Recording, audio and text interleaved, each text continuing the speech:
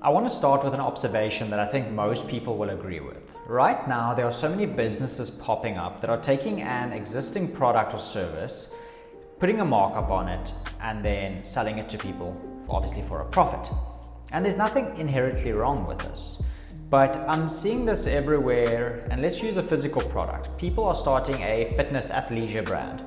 I'm seeing this all over the place. They import products from China, stick a label on it, get one or two videos made, and then they run ads and they're trying to make money.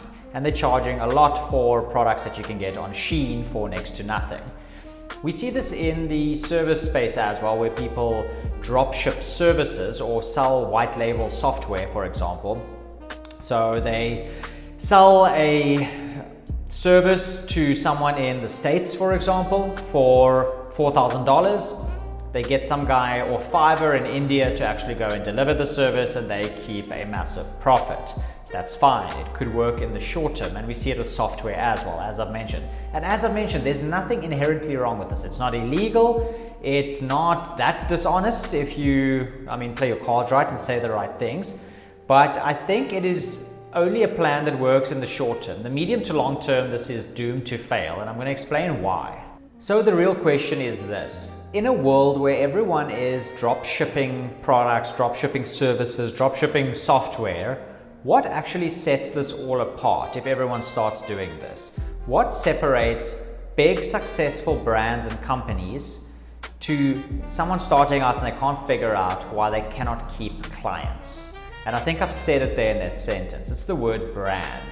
And the uncomfortable answer is this. If you do not have brand, you are competing purely on price. And competing purely on price is just a race to the bottom. When you don't have a brand, customers don't feel loyal to you. They are loyal to the cheapest price, or the biggest discount, or the fastest delivery. And the odds that you're going to win those things in a world with a million other options are next to zero. Competing on price also puts you in a constant position of pressure. You have to run bigger and bigger discounts. I see this all the time with brands that come on to speak to me that want me to work with them. They have to run bigger and bigger discounts. They have to do buy one, get one free. Their margins become thinner and thinner. And if you're competing purely on price, you don't have a brand, you just have a product. And if your product can disappear tomorrow and no one notices, that's evidence that you don't have a brand. You just have a product that happens to be the cheapest or the most convenient right now. And here's where most people get confused. When most people hear the word brand, they think website or logo or certain colors. That's not brand. Brand is what people think about before they buy from you. It's what gives them the trust to click buy now. It's how they justify the price to themselves when they actually purchase your product or service. It's the reason they stop comparing you to alternatives. When the brand is strong, the product stops being the main thing that is being evaluated by the client. And this is where community comes in. Now, community is what turns customers into believers. When your community is strong, you then have people out there that recommend your brand to their friends and family. They defend it in public scrutiny. They justify the prices. They do a lot of the selling for you. And that's when your brand turns into community, turns into referrals and like salesmen on the ground. Community compounds. And then there's authority. Now, authority completely changes the price conversation. Authority makes people not question, is this expensive? They just question, is this right for me at this moment? Authority removes doubt and shortens the decision time. This allows brand to actually charge 2, 3, 4, 5 times what you would expect to pay for that product or service. But here's the key thing. At that point, it's no longer a similar product or service. It's something completely different. It's a new, unique thing on its own. It's this specific brand. And if you look locally at some examples, I always use the example of Old School as a brand.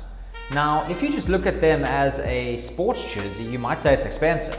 But no one looks at Old School's jerseys as a sports jersey. No one's asking what material is it, what's the thread count. No, it's part of something bigger. It's part of a culture. It's part of a brand. It's part of a community. So they can charge pretty much whatever they want to because you're not buying a jersey, a rugby jersey. You're buying into something much bigger than that. And that's brand. And now this matters more than ever. With AI and automation and all these luxuries that we have at our fingertips, Drop shipping products is easier than ever. Well, this is also the reason why drop shipping doesn't make that much money anymore, because everyone did it. It was a huge advantage doing that arbitrage. And now it's just not that profitable anymore because drop shipping stores don't do very well anymore. But AI and automation is so easy to come by. The thing that's going to set you apart the most is that brand, that trust, and that authority. I actually put trust and authority under the bigger umbrella of brand. So if you're building a business today, don't start thinking, what can I sell? Rather think, who am I serving? What am I trying to build? Who's my ideal customer avatar?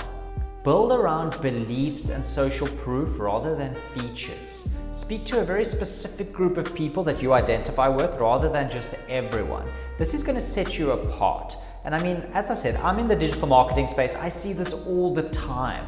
New guys coming in, talking about currency arbitrage this, drop shipping this, and it's all good and well, and you can make money in the short term. Don't get me wrong, but you're going to be consistently under pressure because you are competing on price. I honestly think this is what's going to build long-term companies and allow you to build something that's much bigger than just a small business. This is going to allow you to build something that you can one day scale and then eventually sell, because it's something bigger than just the actual physical product or service that you're really selling. It's a bigger identity.